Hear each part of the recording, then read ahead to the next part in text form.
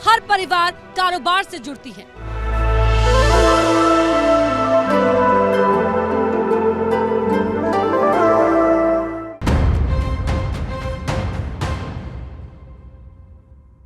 इस बजट का पहला चेहरा है देश की आबादी, यानी 143 करोड़ लोग।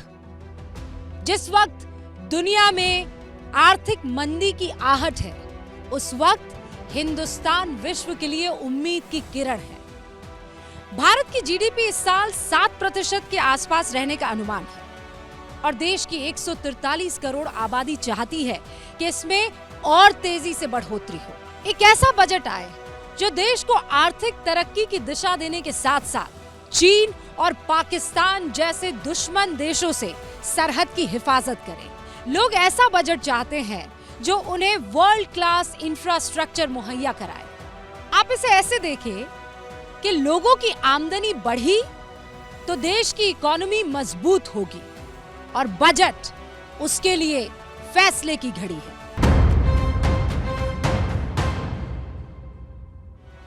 दूसरा चेहरा है 44 करोड़ मिडिल क्लास। सालाना 2.5 लाख से 20 लाख तक की आमदनी वालों को मिडिल क्लास माना जाता है। मिडिल क्लास को ग्रोथ इंजन माना जाता है। कोई भी सरकार मिडिल क्लास को बजट में नजरअंदाज नहीं कर सकती है। खुद वित्त मंत्री निर्मला सीतारमण कह चुकी हैं कि वो मिडिल क्लास से आती है। मिडिल क्लास की इस बार बजट से उम्मीदें आसमान पर। 2019 का लोकसभा चुनाव 38% वोट बीजेपी को पड़ा था, लेकिन इसके बाद कोरोना महामारी की दस्तक, जिसने बड़े पैमाने पर मिडिल क्लास का रोजगार छीन लिया। इसीलिए 2024 चुनाव से पहले मोदी सरकार की लगातार सत्ता में बने रहने की दूसरी पारी के आखिरी पूर्ण बजट से मिडिल क्लास रोजगार की उम्मीद लगाए बैठा है। 7 करोड़ से ज्यादा टैक्स चुकाने वाले बजट का तीसरा बड़ा चेहरा है। वित्तीय वर्ष 2022 और 23 के शुरुआती 9 महीनों के दौरान सरकार को डायरेक्ट टैक्स से करीब 15 लाख करोड़ रुपए मिले थे, जो पूरे बजट टारगेट का करीब 87% है। पिछले वित्तीय वर्ष के मुकाबले डायरेक्ट टैक्स कलेक्शन में लगभग 25% का इजाफा हुआ है। आपको बता दें कि डायरेक्ट टैक्स कलेक्शन में लगभग आधा योगदान इनकम टैक्स का होता है, लेकिन कोरोना, रूस यूक्रेन युद्ध, महंगाई, इलाज में ज्यादा खर्च, नौकरी में छटनी, ये तमाम चीजें टैक्स पेयर्स के लिए इस बार चुनौतियां बनी हुई है। इसीलिए पिछले 9 सालों में टैक्स पेयर्स इस चुनावी साल में इनकम टैक्स स्लैब में बदलाव की उम्मीदें इस बजट से ज्यादा कर रही हैं।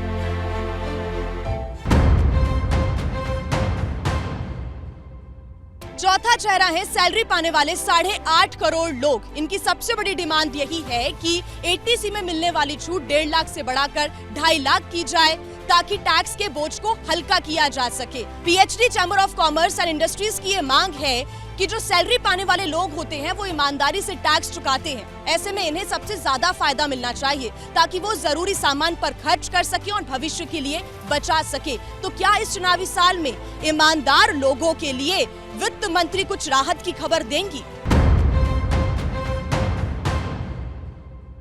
2023 बजट का 5वां चेहरा है देश के 94 करोड़ मतदाता, जिनमें से 23 करोड़ वोटर्स ने 2019 में बीजेपी को चुना, जबकि कांग्रेस को मिले 12 करोड़ वोट। यही वजह है कि देश के मतदाताओं को सरकार के इस बजट से शिक्षा और सेहत पर खर्चे बढ़ाने की काफी उम्मीदें हैं। साथ ही महंगाई के मोर्चे पर भी राहत मिलने की उम्मीद है। सरकार भी पूरी कोशिश करेगी कि चुनाव से पहले के इस बजट में मतदाताओं को नाराज नहीं किया जाए। 23 के बजट का छठा चेहरा है 2023 में 9 राज्यों में होने वाले चुनाव के 33 करोड़ लोग। तेलंगाना, त्रिपुरा, मेघालय, कर्नाटका, राजस्थान, मध्य प्रदेश समेत 9 राज्यों में इस साल विधानसभा चुनाव होने हैं। अगर जम्मू कश्मीर में भी चुनाव होते हैं तो कुल मिलाकर 10 राज्यों में चुनाव होंगे। अब ऐसे में मोदी सरकार को यह ध्यान रखना होगा कि वो एक भी चुनाव ना हारे। ऐसे में मोदी सरकार को इन राज्यों में बजट पर खास ध्यान देना होगा। 7वां चेहरा है देश की 71 करोड़ महिलाएं, दोबारा मोदी सरकार बनवाने में महिलाओं का योगदान सबसे ज्यादा रहा है।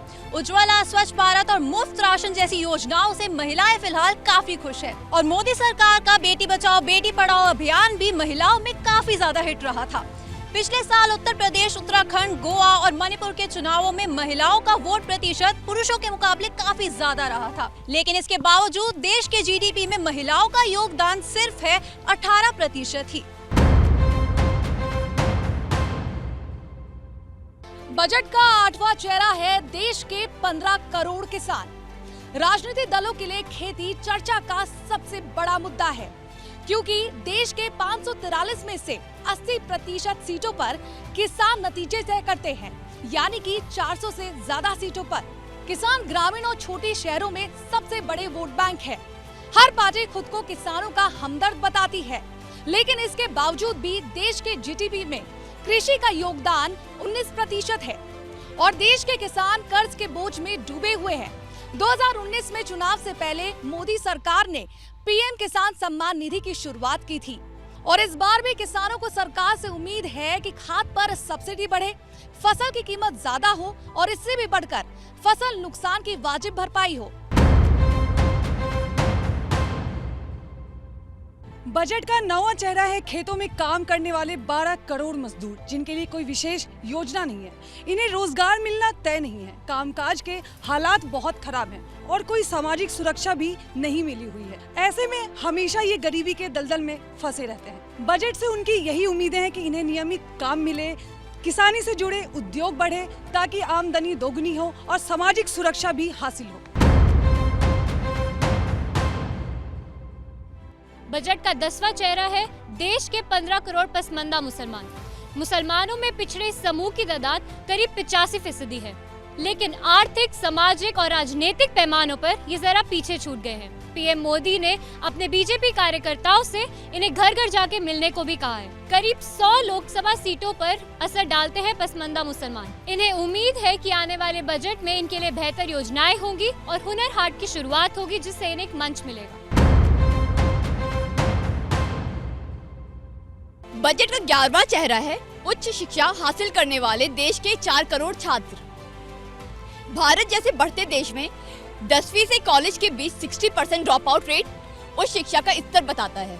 जो लोग कॉलेज तक पहुंच जाते हैं वो भी बाद में नौकरी के लिए जूझते रहते हैं। छात्र बजट में नौकरी के ज्यादा मौकों की उम्मीद कर रहे हैं।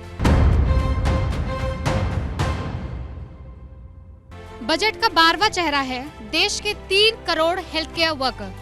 भारत जैसे विशाल देश पे हेल्थ केयर सिस्टम काफी खराब है। ये विश्व स्वास्थ्य संगठन की तरफ से तय न्यूनतम जरूरत को भी पूरा नहीं करता है। छोटे शहरों, गांवों में इलाज कराना बेहद मुश्किल है। कोरोना काल में इसकी जरूरत और भी ज्यादा महसूस की गई। हालांकि आपको बता दें कि जीडीपी का 2.5% स्वास्थ्य सेवा पर खर्चा हो, इसकी काफी समय से मांग की जा रही है। अस्पताल, डिस्पेंसरी की भी संख्या में बढ़ोतरी हो, डॉक्टर्स, नर्सेस, टेक्निकल स्टाफ की संख्या में भी बढ़ोतरी की जाए, made in India medical device पर भी काफी जोर दिया जाए। तो अब ये इंतजार रहेगा कि ये बजट इन उम्मीदों पर कितना खरा उतरता है। बजट का 13वां चेहरा है भारत के 17 करोड़ मनरेगा कार्ड धारक मजदूर। मनरेगा पूरी तरीके से केंद्र प्रायोजित योजना है। इसके तहत ग्रामीण परिवार के सदस्य को कम से कम साल में 100 दिन रोजगार मिलना चाहिए, लेकिन ऐसा होता नहीं है। वहीं मनरेगा कोरोना काल में गांव के गरीबों के लिए लाइफलाइन बनकर आई। ऐसे में सरकार से पूरी उम्मीद है कि वो इतना बजट आवंटन करे कि मनरेगा के वादे को पूरा कर सके।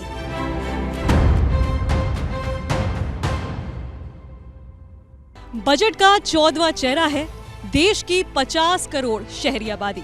वैसे तो भारत को गांव का देश कहा जाता है, लेकिन अब ये तेजी से शहरीकरण की ओर बढ़ रहा है। संयुक्त राष्ट्र की एक रिपोर्ट के मुताबिक साल 2018 की 46 करोड़ शहरी आबादी साल 2050 तक 88 करोड़ तक पहुंच जाएगी। लेकिन शहरों में इंफ्रास्ट्रक्चर का बुरा हाल हो गया है। घर से दफ्तर तक जाने में लोगों को ट्रैफिक जैम का सामना करना पड़ता है। यहाँ तक कि शहरों में सांस लेना भी दुश्वार हो गया है। ऐसे में शहरी लोग बजट की तरफ टकटकी लगाए बैठे हुए हैं। बजट का 15वां चेहरा है देश में रहने वाले वो 93 करोड़ लोग जो गांवों में रहते हैं। गांवों में बेरोजगारी एक बड़ी समस्या है। सेंटर फॉर मॉनिटरिंग इकोनॉमी की एक रिपोर्ट की अगर हम माने तो 7% से भी ज्यादा बेरोजगारी दर है गांवों में। अब 5 ट्रिलियन इकोनॉमी हो या फिर आत्मनिर्भर भारत का लक्ष्य, गांवों की समस्या को दूर करना 5 ट्रिलियन इकोनॉमी और आत्मनिर्भर भारत के लक्ष्य को पूरा करने के लिए बेहद जरूरी है। गांवों की अर्थव्यवस्था में जान फूंकने के लिए कृषि आधारित उद्योगों पर ध्यान देना होगा। फिलहाल ग्रामीण अर्थव्यवस्था भारत की जीडीपी में 25 से 30% तक योगदान दे रही है। ऐसे में ग्रामीणों को उम्मीद है कि इस बार के बजट में उनकी आमदनी बढ़ेगी और साथ ही रोजगार के अवसर भी मिलेंगे।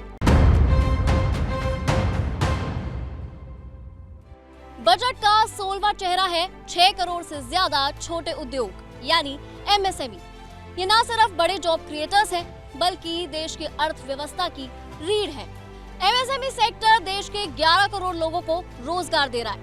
इस सेक्टर का देश की जीडीपी में 28% से ज्यादा का योगदान है और एक्सपोर्ट में 40% से ज्यादा का। अगर एमएसएमई सेक्टर में तरक्की होती है तो रोजगार की समस्या कम हो जाएगी और यही वजह है कि इस सेक्टर के लोग बजट में ज्यादा खर्च और आसानी से कर्ज की मांग कर रहे हैं।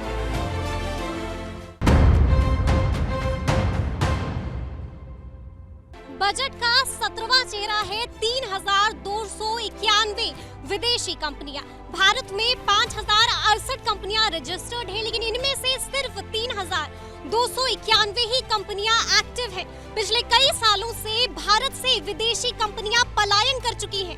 अब अगर आंकड़ों की बात करें तो साल 2014 से साल 2021 के बीच भारत से 2,783 कंपनियां अपना बोरिया बिस्तर बांध कर जा चुकी हैं।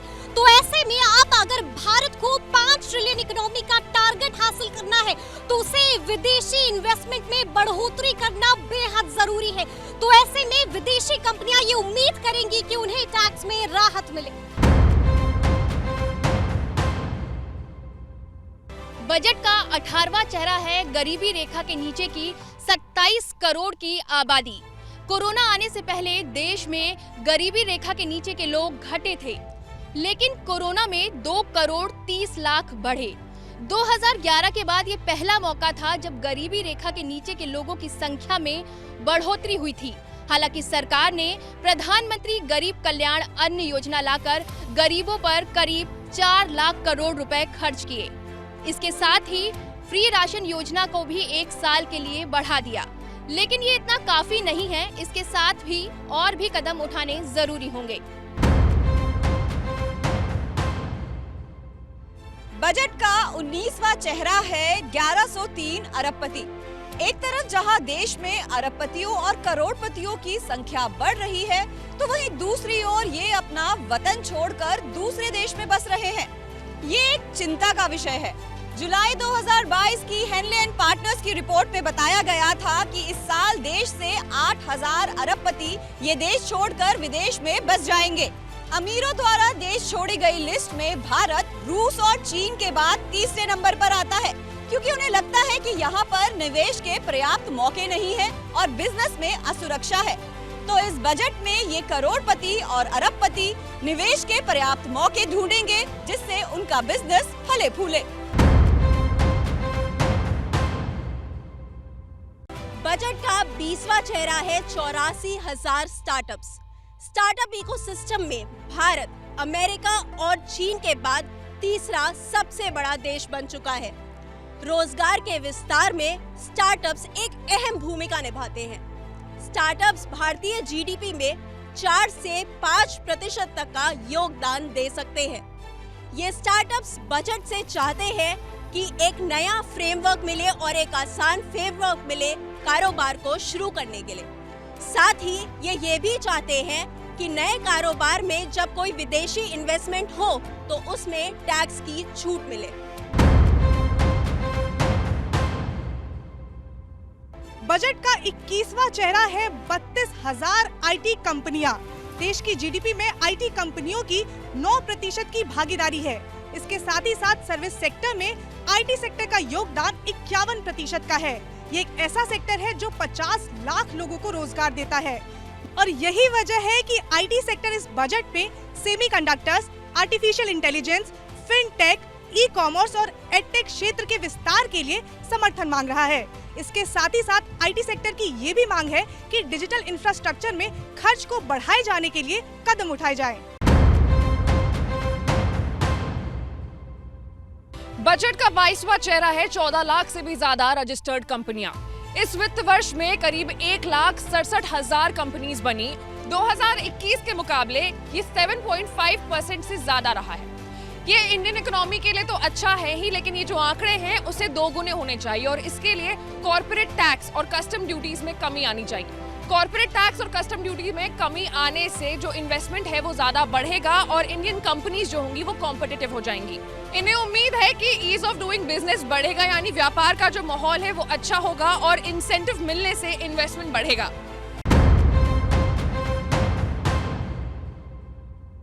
बजट का 23वां और आखिरी अहम चेहरा है 7,000 export units plus SEZ says. वित्तीय वर्ष 2020 से 21 में गुड्स एंड सर्विसेज का योगदान जीडीपी में करीब 18.7% था और अगले साल यही आंकड़ा बढ़ करके 21.4% हो गया है। देश के विकास में निर्यात की बहुत अहम भूमिका रही है, क्योंकि उससे विदेशी मुद्रा देश में आती है, बेरोजगारी कम होती है और साथ ही साथ जो चालू खाते हैं उनमें घाटा कम होता है। इसके बावजूद चाइना हमसे 8 गुना ज्यादा एक्सपोर्ट करता है, तो अगर हमें चाइना की बराबरी करनी है तो उससे हमें फंड बड़ा करना पड़ेगा एक्सपोर्ट का। और दूसरी बात ये कि देश में पोर्ट इंफ्रास्ट्रक्चर का विकास करना होगा।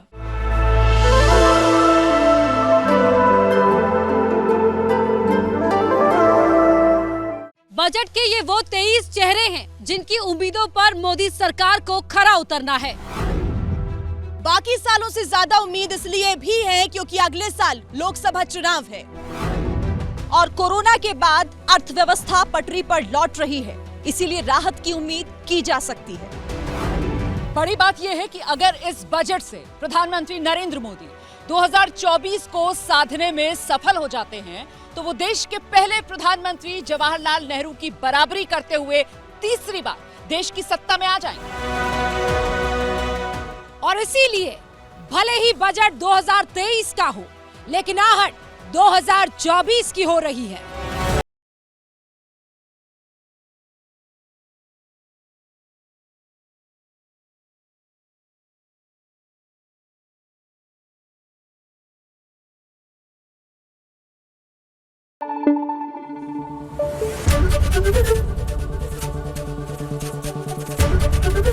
ABP न्यूज आपको रखे आगे।